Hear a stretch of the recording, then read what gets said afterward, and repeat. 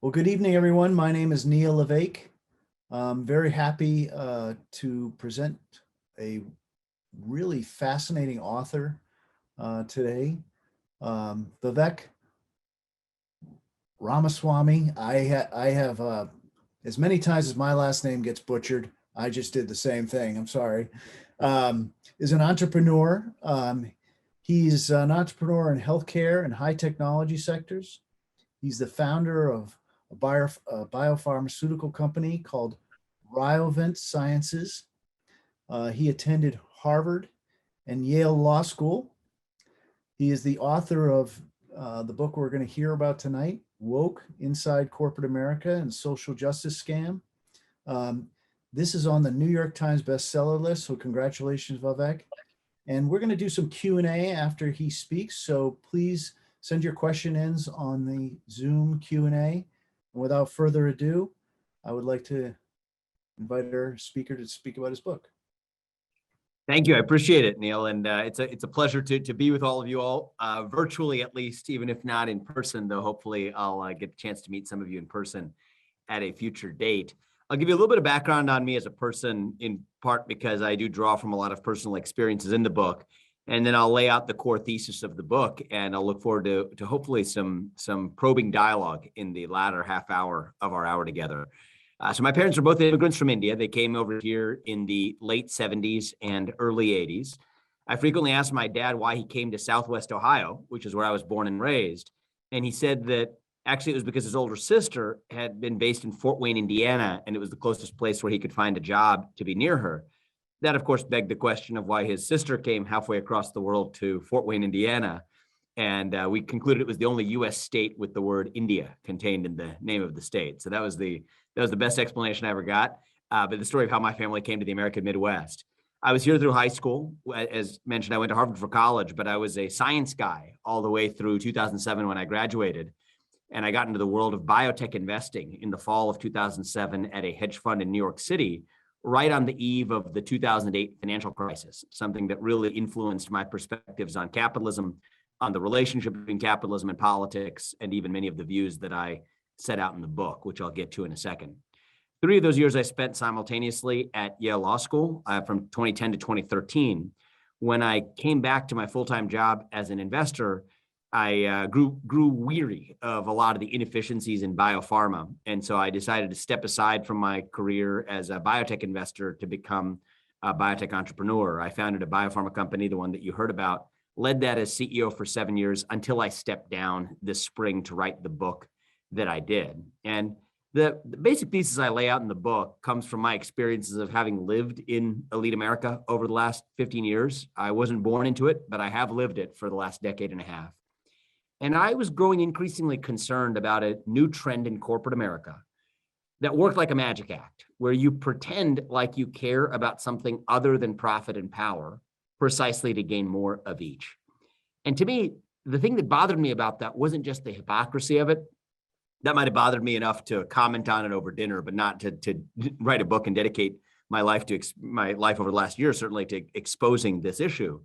But it was because I fundamentally felt like it was a betrayal of the fundamental premise that American democracy was built on in the first place. And that was the idea that we settle our most important moral and political questions in a democracy through free speech and open debate in the public square, where everyone's voice and vote is counted equally.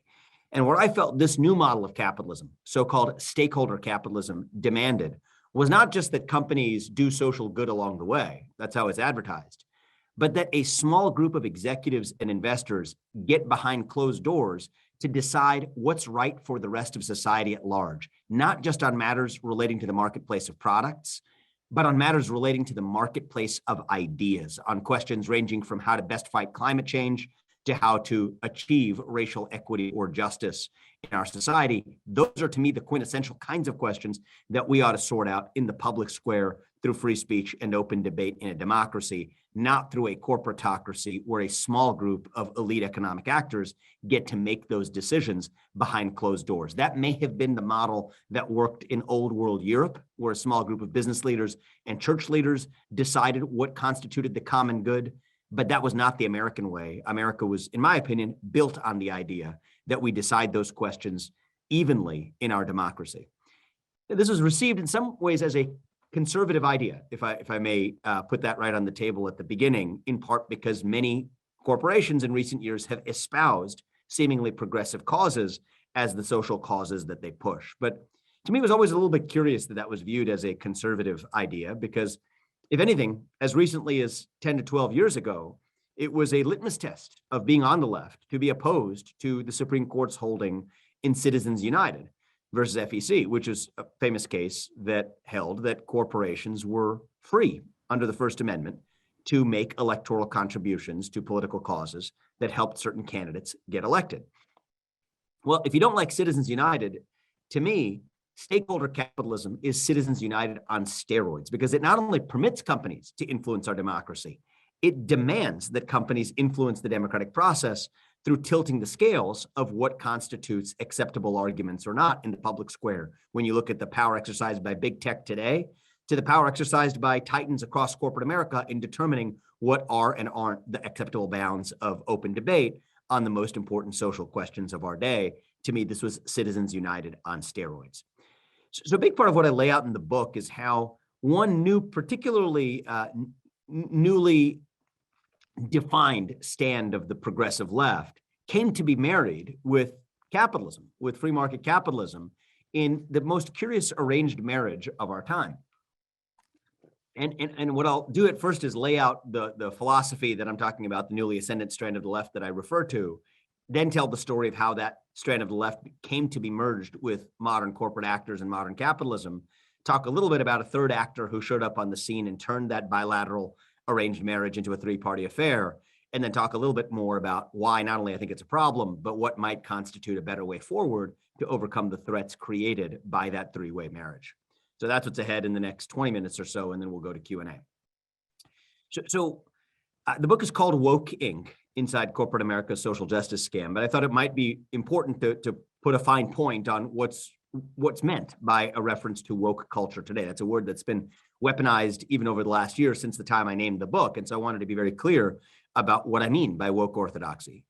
Wokeism is a worldview that calls on its adherents to wake up, to become alert to the reality of inherited injustices, to say that, well, as Marxism may have said in the last century, that the social universe is governed by invisible economic relationships between those who are empowered economically and those who are disempowered economically, wokeism says that actually the real sources of disempowerment are genetically inherited along the axes of your race, your gender, and your sexual orientation, for example.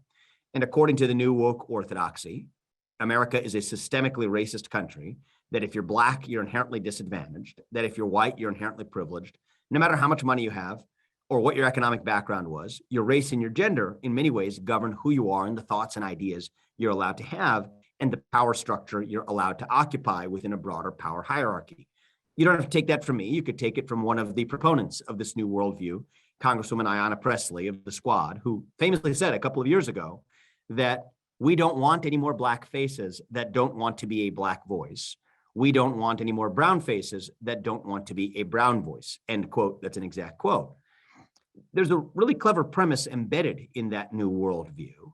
And it's that if you disagree with that perspective, that inherently means that you're a racist and you don't know it. Because if your race is something about more than just the superficial quality of your skin color and about your voice, as her statement presupposed, then any disagreement with that voice, that perspective, lends itself to being characterized as racist.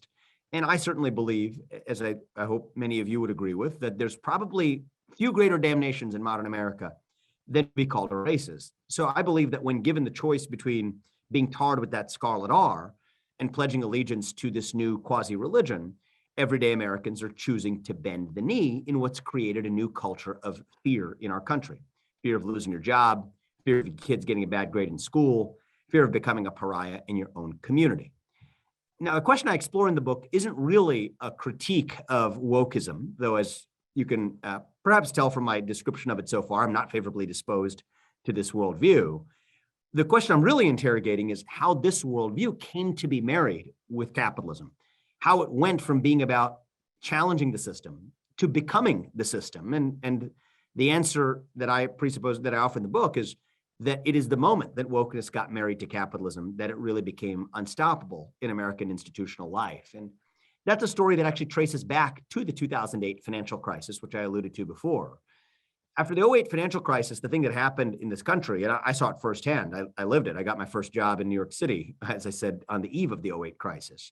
What happened after the '08 crisis was that big business and Wall Street was viewed by the old left as the bad guys for sympathetic reasons. You had bankers that made plenty of money when times were good, that needed a public bailout at the public fisc when times went bad. There was a lot of skepticism publicly about capitalism itself, really, in my view, crony capitalism, but the prevailing model of capitalism in the years heading up to the 2008 financial crisis. And what the old left wanted to do was to take money from those wealthy corporate fat cats and redistribute it to poor people to help poor people. Agree or not, that is what the old left had to say. But there was the birth of that new woke strand of the left that I described earlier, which said that actually the real problem wasn't quite poverty. It wasn't quite economic injustice. Instead, it was racial injustice and misogyny and bigotry. And as I describe in the book, that actually presented a lifeline, the opportunity of a generation for Wall Street in this country. Because if you're Wall Street, Occupy Wall Street is a pretty tough pill to swallow. But the new woke stuff was actually pretty easy. You applaud diversity and inclusion, you put some token minorities on your boards, you muse about the racially disparate impact of climate change after you fly in a private jet to Davos. It's actually pretty good work if you can get it. It's a good life. I have seen this firsthand. I'm the founder of a multi-billion-dollar company. I've been to these kinds of forums and fancy ski towns. I've seen how it works. It's not a bad life, but it doesn't work for free. And the implicit expectation that Wall Street and the new corporate actors had was that the new left looked the other way when it came to leaving their existing power structures intact. And that was the way they defanged the Occupy Wall Street movement. So much so that most of us probably don't even remember what it was. A bunch of big banks, as I joke around in the book, got in bed with a bunch of woke millennials. Together, they birthed woke capitalism, and they used that to put Occupy Wall Street up for adoption.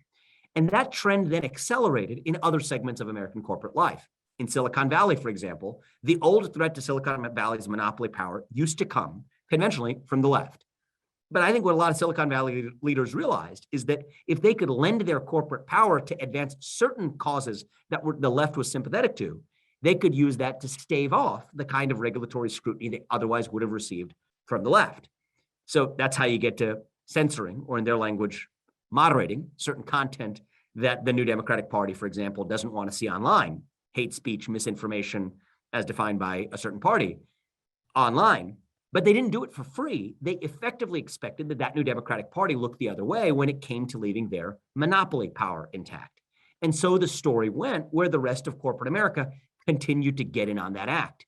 That gets you to last year, when Coca-Cola issues statements about a new voting law in Georgia that sound, on their face, whether you agree with them or not, more like a super PAC than a soft drink manufacturer. They trained their employees on how to be less white. That's their words from an employee training earlier this year. But that deflects attention from their own product's impact on the nationwide epidemic of diabetes and obesity, including in the Black community that they profess to care so much about. That's how you get to Nike criticizing slavery 250 years ago in the United States to no end, while doing nothing to reduce their reliance on slave labor in the present day to source $250 sneakers from China to sell to Black kids in the inner city who can't afford to buy books for school. That's how this new game came to be played. And that's the story I tell in the book of this new arranged marriage of unlikely bedfellows. It's not really a marriage of love.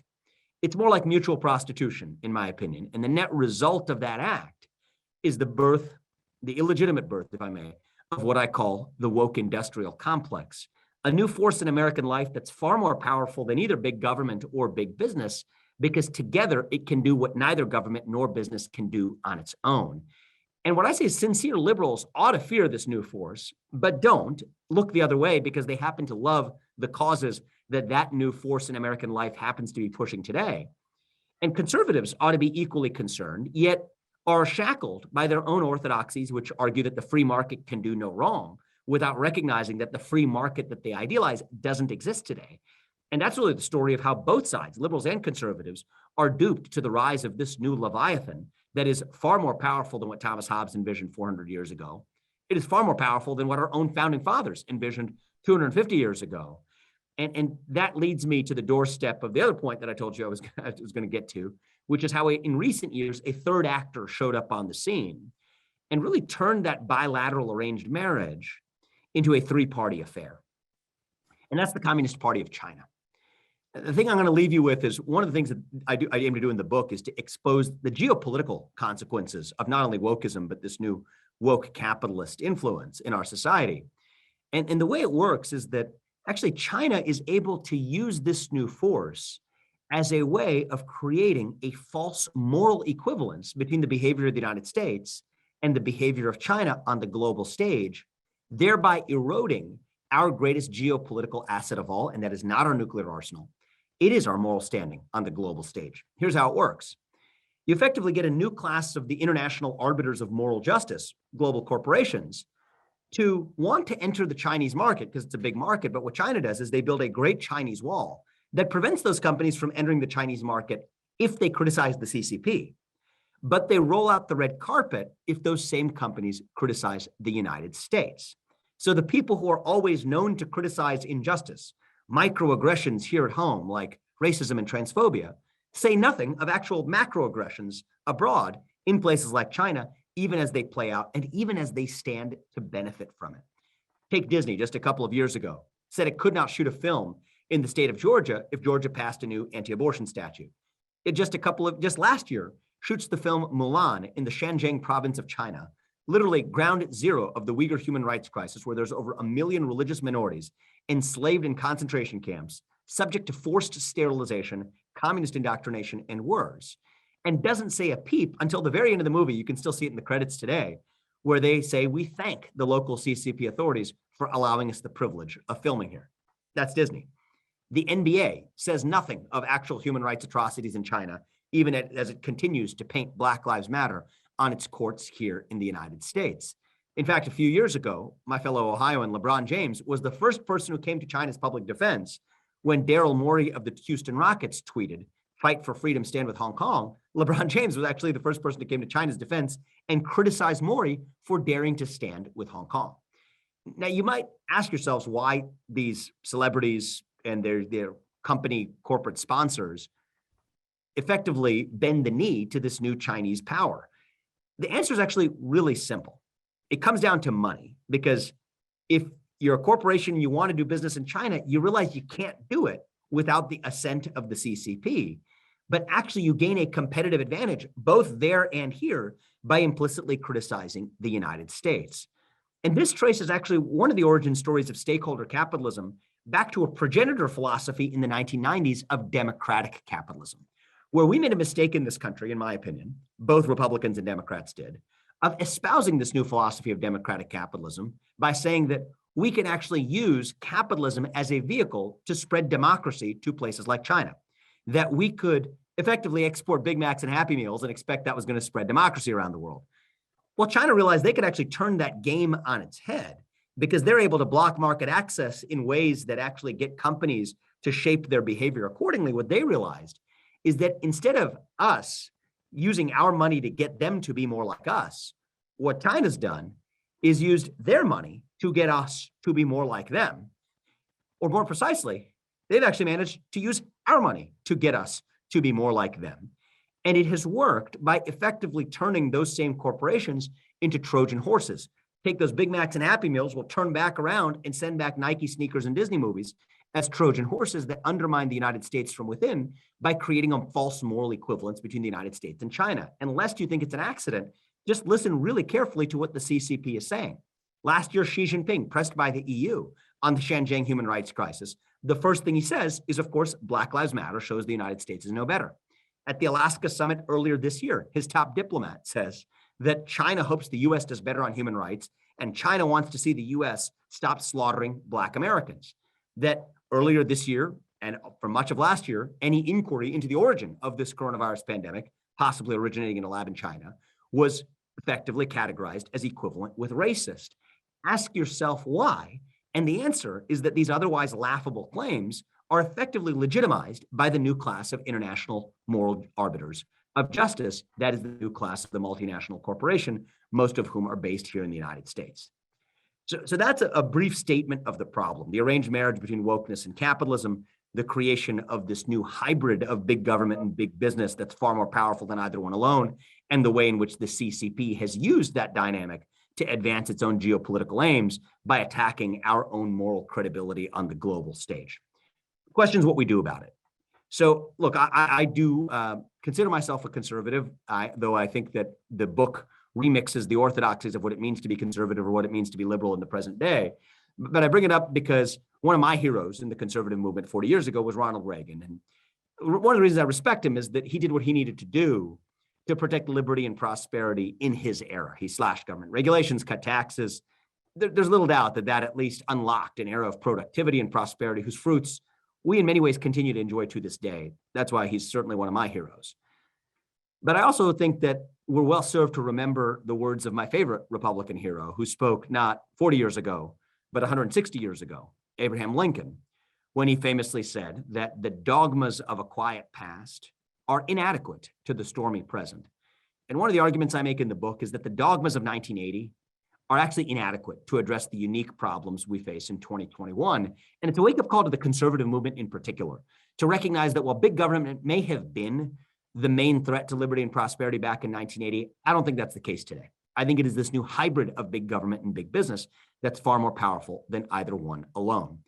And a great example of what a new 21st century solution looks like as opposed to a 1980 solution is in the case of big tech censorship, where conventional wisdom would say that these are private companies that are free to decide what does and doesn't show up on their websites. And what I would say is that makes good sense if they're actually operating as private companies. But what we now see today, even more clearly since the time I actually wrote the book, I finished writing the book last spring, they published it in summer.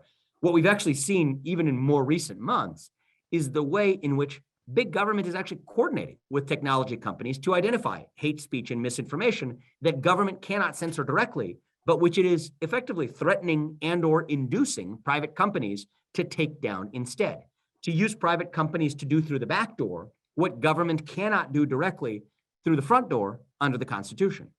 One of the key points I make in the book is that if it is state action in disguise, then actually the Constitution still applies. And when companies are responsive to threats from the government, when companies work hand in glove with the government, and when companies are immunized by a special shield of federal governmental immunity, as they are in the form of Section 230C2 of the Communications Decency Act to engage in censorship that the government can't engage in directly, that combination of threats and inducement and coordination, even under existing Supreme Court doctrines, constitutes state action in disguise. And if it is state action in disguise, then I argue the Constitution still applies and that these companies under those conditions ought to be bound by the First Amendment to the Constitution of the United States. That's one example of a policy solution. I'll give you one more example before getting to my concluding remarks on what I think constitute a better way forward. But I think the policy solutions are important by way of example. When those same companies then actually manage to censor content implicitly in the offline world as well by using the threat of, say, a firing in the workplace as a way of punishing a particular political orthodoxy. Like it or not, there were many people who were punished last year in the workplace, fired from their jobs, including one Virginia shipyard worker, as just one example, for wearing the hat of the wrong presidential candidate, in their view, to work. Well, one of the things I argue in the book is that if we have protected classes that prevent employers from, or social media platforms for that matter, from discriminating on the basis of race or gender or sexual orientation or religion or national origin, then they should not be able to discriminate on the basis of expressed political beliefs either. That we should make political belief a protected class right up there next to race, gender, sexual orientation, religion, and national origin in our civil rights statutes. And that while conventional libertarian orthodoxy might say that the free market should work these things out, that if these businesses over here are firing great conservatives or liberals, then these other businesses could hire them instead.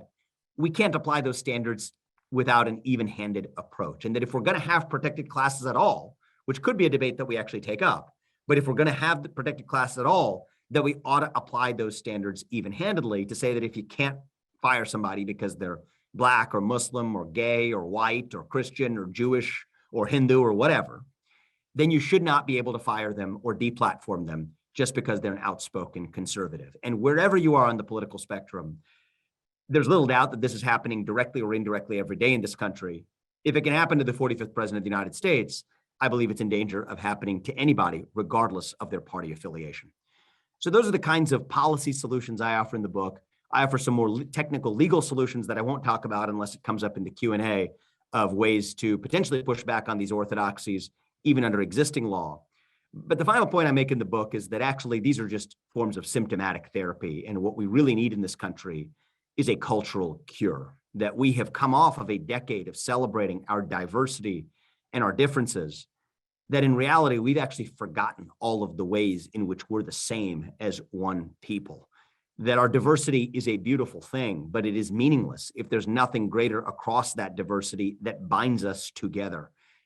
Without that, we're really nothing more than, as I sometimes joke around, a different looking group of higher mammals occupying a common geographic space, doing what our iPhones tell us to do on a given day.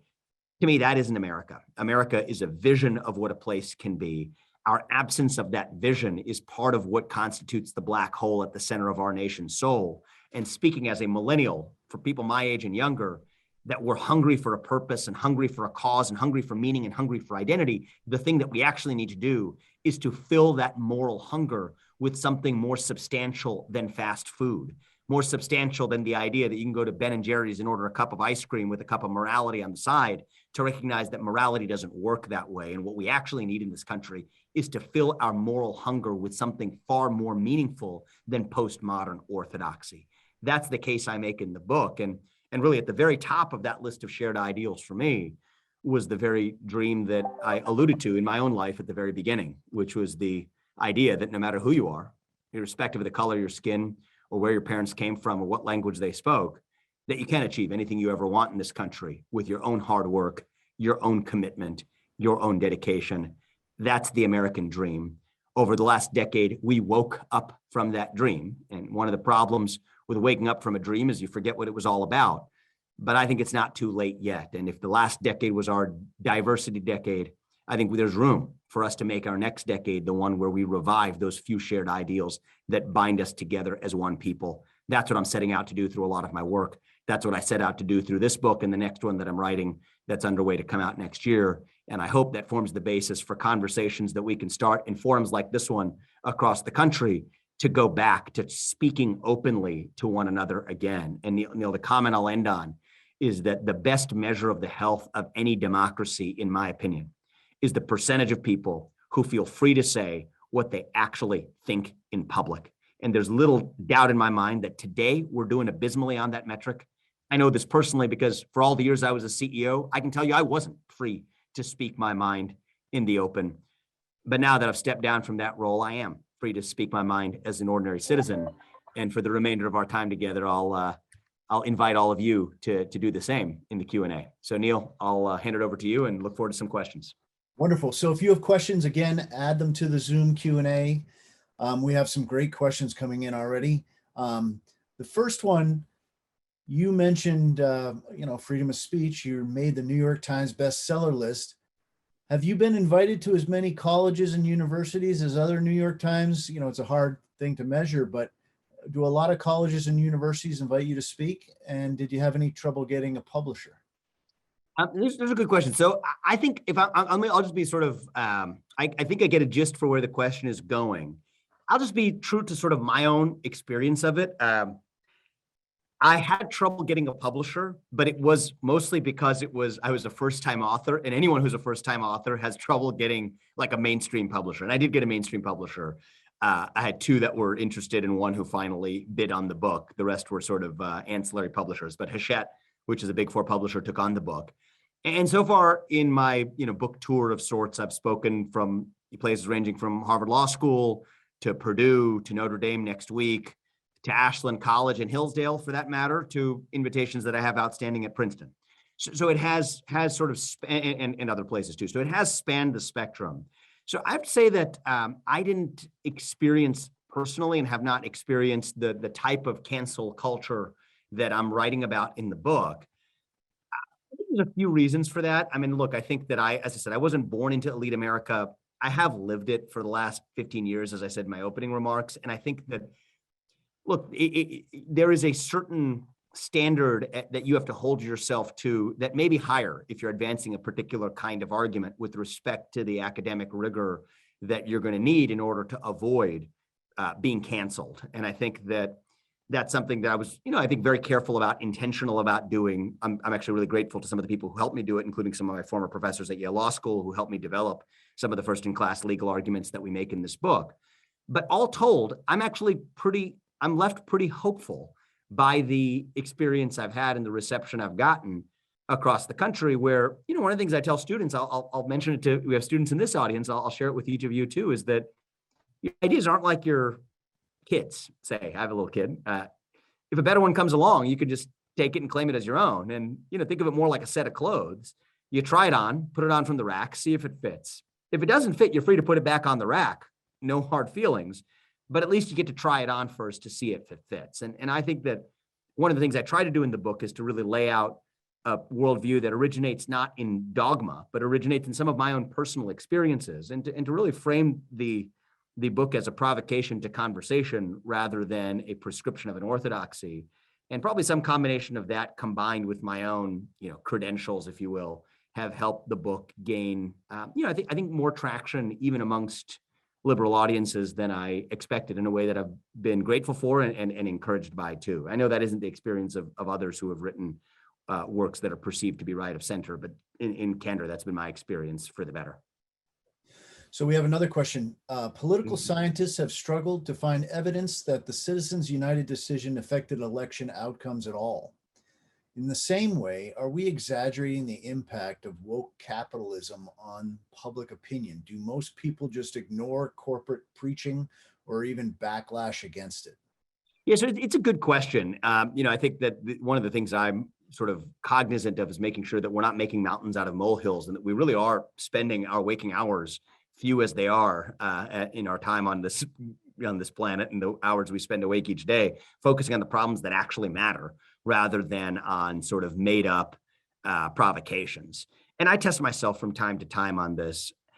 I think that as of today, certainly the tide may change in the future, but as of today, I think it's a real problem.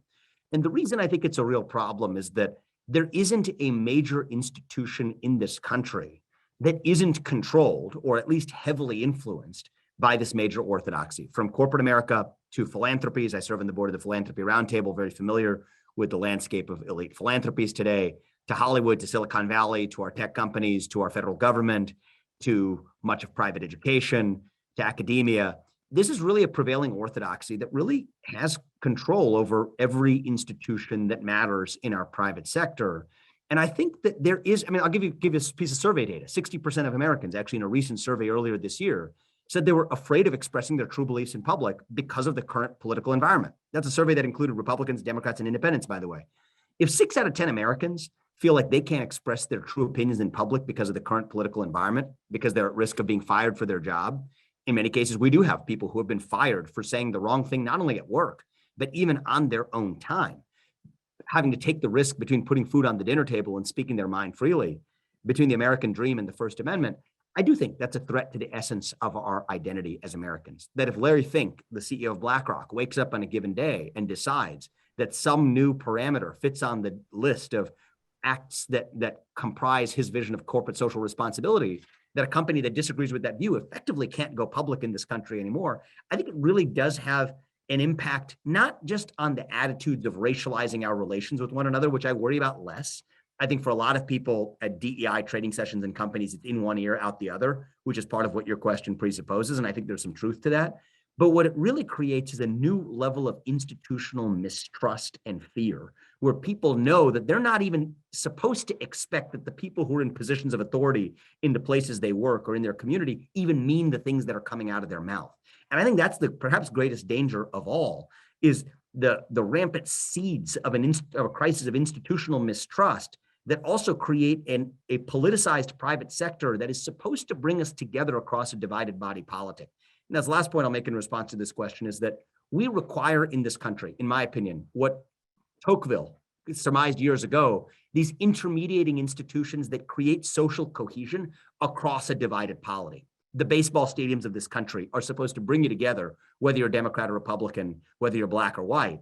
And when MLB decides to actually take a politicized view that reflects one far fringe of the political spectrum, we lose those sacred apolitical spaces that otherwise bind us together. So those are, I think, some of the reasons why I do think it's more than just a than more than just a sort of made up or even superficially inflated concern, but something that actually goes to the heart of American identity in the present day. So here's another question. In your research, did you find that there is a conservative version of this, and they use the quotes, scheme, virtue signaling conservative or pro-Trump messages? Yeah, I do. I make a passing mention of My Pillow as such an example in the early chapter of the book, saying that's kind of hard to view one of those ads and not think that there isn't commercial self-interest influencing the presentation of that particular company's ads. I'm not picking on them, but just sharing my own personal opinion of the reaction that I feel when I watch one of those ads on television. Look, I think that one of the dangers for how this culture war ends is not with a bang, but with a whimper, where both sides actually join the same church under a different name without realizing it. I define cancel culture as the use of force to replace free speech and open debate as our mechanism for settling political questions. And I worry that in response to the cancel culture that we see on the left, we are seeing the beginnings of a cancel culture emerge on the right.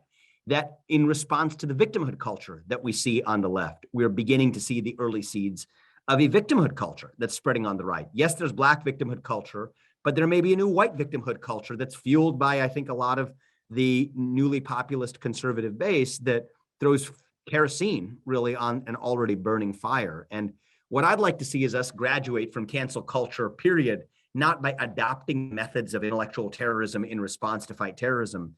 We didn't use jihadism to fight jihadism in the early 2000s because you actually lose the very essence of what you're striving to protect in the first place. And I think we shouldn't use intellectual terrorism to fight intellectual terrorism either. That's one of my calls to the right, to really elevate the response to sort of corporate wokeism, to cancel culture in ways that don't emulate its own methods in response. So that's what I'll say at a high level. Happy to provide more specifics. This question starts off with a compliment that you raise some good points, and then shifts to the question. Do you believe that corporations have a purpose beyond seeking profits? Question. If so, then shouldn't you be arguing that LeBron should go along with China to increase his profits? Can you clarify what you seem like a logical disconnect for me, that companies should not act morally, but they shouldn't maximize profits either? Great question. Great question. So thank you for that. Look, I think under a conventional shareholder capitalism approach, as opposed to stakeholder capitalism approach, the thing you would expect is companies do what they need to do to maximize profits. The thing I'm pointing out is the unique brand of hypocrisy where companies and certain celebrities and equivalent private actors pretend to care about injustice here at home. I put Larry Fink and BlackRock absolutely in this category of advancing the ESG movement here at home, but lying prostrate in front of their Chinese overlords who ultimately require that as a condition for market access in China, where there's actual human rights atrocities far greater than the microaggressions that they perceive to be taking place here at home. Now, would they still do those same things under the model of shareholder capitalism to gain access to the Chinese market? Probably, but they wouldn't come out of it smelling like a rose. And to me, the two go hand in hand today, where Airbnb gets to post a nice little black square on its Instagram account last year after the George Floyd aftermath, but yet is actually selling the very data that they generate here of their American users to the CCP without disclosing that to their American users, one of the stories I talk about in the book. So I think it is that hypocrisy that actually undermines the moral standing of the United States when they at once become the self-appointed arbiters of international moral justice, yet use that standing to effectively bolster the Chinese Communist Party, which is really different than the conditions you'd expect to obtain in a world in which everyone saw corporations for what they were, just profit maximizing engines, but not bearing any mantle of moral credibility to be able to make claims that go beyond the market. Part of the solution is really just seeing that for what it is. That's a big part of why I wrote the book, because once people see that for what it is, the moral credibility that they're able to wield really is diminished in virtue of people at least waking up to that new reality. So part of the solution is simply seeing the problem with clear eyes. That's a big part of what I hoped to advance in the book. But to be clear, your question's correct. If you want companies to maximize profits, maybe that's what they should do. But at least you wouldn't have consumers and even international actors, for that matter, duped by the appearance of moral sanctimony in the process. Here's a good one. And you mentioned Ben and Jerry's, so I'll read this question from the audience. there are liberal companies that are genuine. Are there liberal companies that are genuine in their quote unquote wokeness? For example, Ben and Jerry's. Yeah, so I think that it's a good question. I set out to write the book to mostly indict what I think of as the scammy form of so-called woke capitalism, the inauthentic kind. One of my surprises in writing the book, as I really thought about the threats to democracy, were that actually, though that's a majority of woke capitalism today, I believe, I actually think the scarier kind is the authentic version, where actually you have an actor or a set of actors who believe what they do authentically, but are using their positions of corporate authority to sidestep public debate and instead use effectively economic force as a way of legislating that worldview. I don't know for sure, but I would say maybe someone like Jack Dorsey falls in this category. He has tens of billions of dollars. He doesn't need more dollars. An extra cent or dollar of profit per share on Twitter really just doesn't make a difference to Jack Dorsey. It doesn't affect the amount of power he's able to exercise in society. Whereas for most people, the rate limiting step for the enjoyment in life or the power they exercise may be the number of dollars they control. For Jack Dorsey, it's different. It isn't the number of dollars he has. It is the scope of what dollars themselves can buy. And what I think is really dangerous is when that marketplace position creates undue influence over the marketplace of ideas. The Dutch East India Company was perhaps the most powerful company in its day because it had its own militia, it had its own currency. But even the Dutch East India Company could not control the acceptable bounds of thought or debate in a free society. That's what the framers of not only the American Constitution, but even American corporate law wanted to avoid. That's a big part of what I argue in the book is that the quid pro quo at the birth of the American corporation, in return for the state granting these corporations great powers like limited liability, which I won't go into here, but which basically says that the shareholders of a company aren't liable for the debts of the company, even if they benefit from the upside of it. That is what makes a corporation a truly shielded Frankensteinian superpower that is legislatively codified. But there was a demand in return for that. The quid pro quo at the birth of the corporation is that corporate law also demanded that those corporate boards focus only on the pursuit of profit through the sale of products and services for profit. Milton Friedman's line of thinking was that that was to maximize the size of the pie for shareholders. I actually argue in the book that he got it wrong. A big part of the reason for it was also to protect the rest of society, other spheres of our civic and family and democratic life from corporate overreach to avoid the creation of the Dutch East India Companies of our day on modern American soil. Yet I think what we have with the rise of not only Twitter, but companies like them are the rise of the modern Dutch East India Company on steroids here in American life. And that's the authentic version in many cases. It's not the scammy kind, it's the authentic kind. That's a big part of what makes it even scarier. Another question. In chapter 6, you mentioned an encounter with a woman whose response to you pointing out the hypocrisy of corporate wokeness was, "So what? She still gave me hope." When trying to advance your solution to the problem of corporate wokeness and woke capitalism, how do you engage people with a "so what" attitude in the conversation? Yeah, so I think one of the things that I talk about is imagine putting the shoe on the other foot and seeing how it feels. To say that if a corporation is advancing a progressive value today, if they advance a different value tomorrow, how does your perspective on that corporate behavior change? That's a big part of why I included some of the examples of China. Once a corporation becomes a vehicle to advance progressive values, it becomes a vehicle to advance anyone's values. Goldman Sachs is like a flag in the wind. It looks good when you look at it on a given day, but it'll immediately change the direction that it waves based on what direction the social winds blow. And I think that that's something that if you don't like the idea of a corporation doing exactly what they're doing to you in reverse and censoring a political viewpoint or deplatforming President Biden in the latter part of his term, then I think it should be equally bothersome that they did the same to the 45th president of the United States instead. So I think that that's something that's hard for people to do. It requires inhabiting a fixed position in the world that's diametrically different from your own. It requires trying on a different set of clothes from time to time. But once you try on that set of clothes, I think if your view changes, that's a good reason to question whether your view really was what you thought it was. And we have another one. Consumer behavior research shows that liberals are much more likely than conservatives to boycott or buy or base purchase decisions on politics. Is it possible that the woke industrial complex you describe is just a consequence of this than a conscious alliance as you characterize it? I think that the bottom up phenomenon is definitely an important part of the story. I do think there's a significant top down component to it. Part of what I lay out in the book in ways that go far beyond what we can discuss today. I think the birth of the ESG movement, for example, in capital allocation is all about a top down movement to ultimately justify the fees that these mutual fund managers collect and ultimately to stave off regulations that they otherwise would have encountered.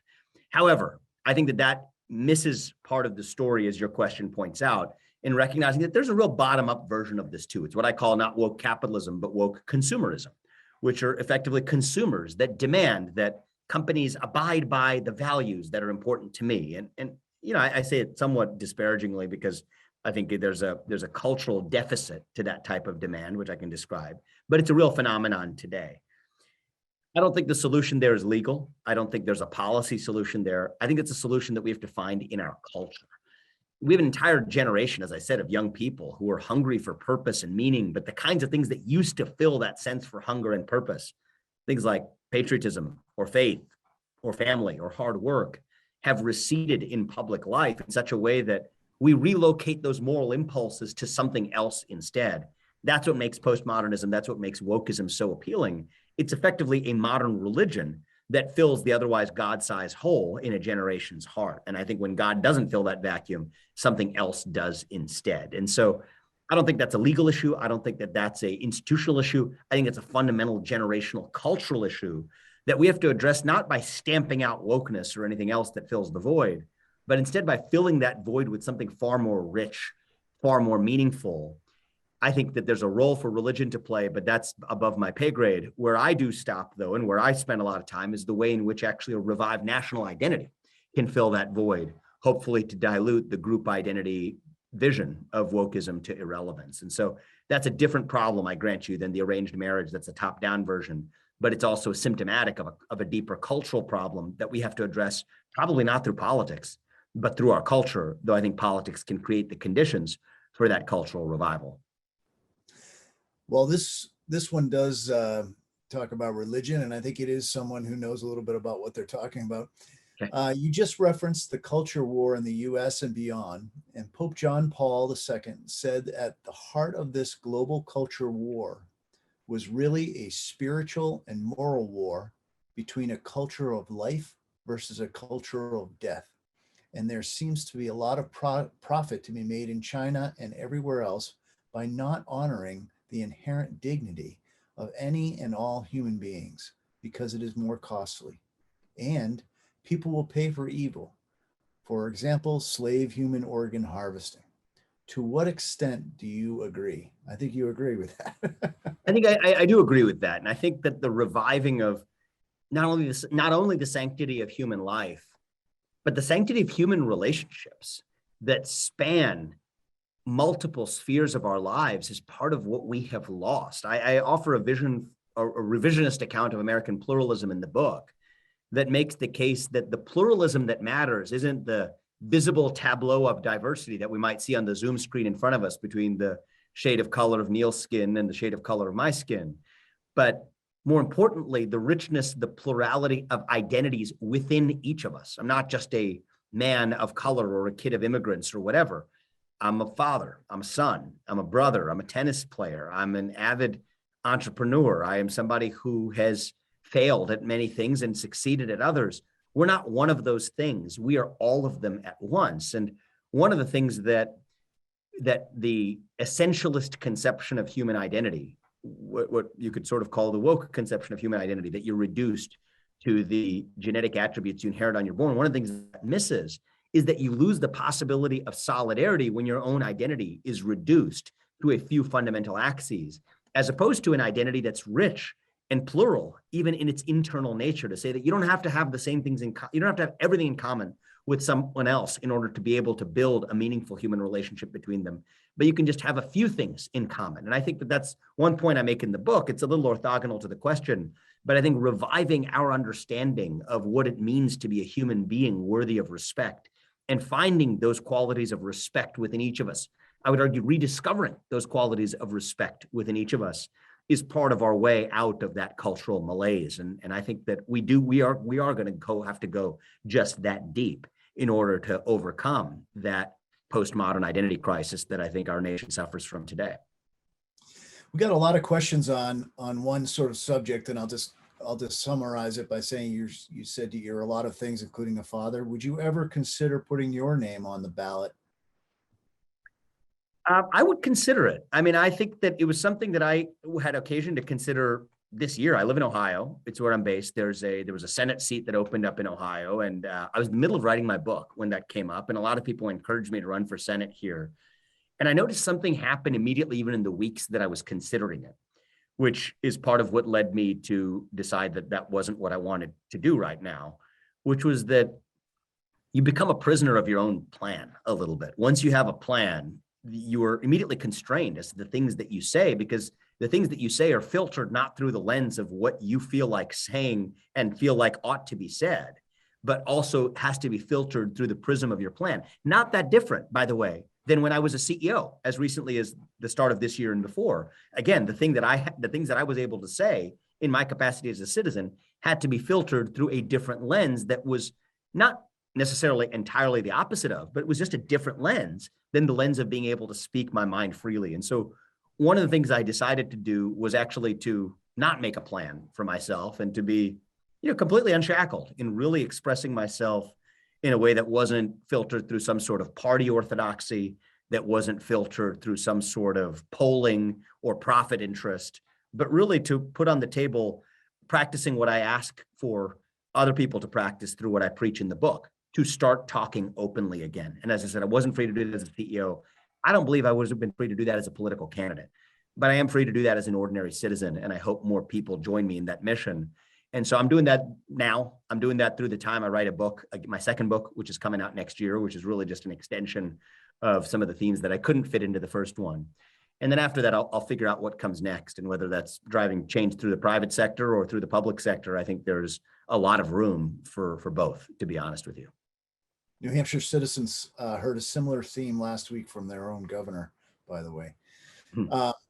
So we have time for one more question. We got a lot of questions about what your next book was, and you just answered that, but here goes. So you are arguing not against progressive woke causes per se, but rather how those causes got co-opted and cheapened by corporate titans and other so-called experts to increase profits.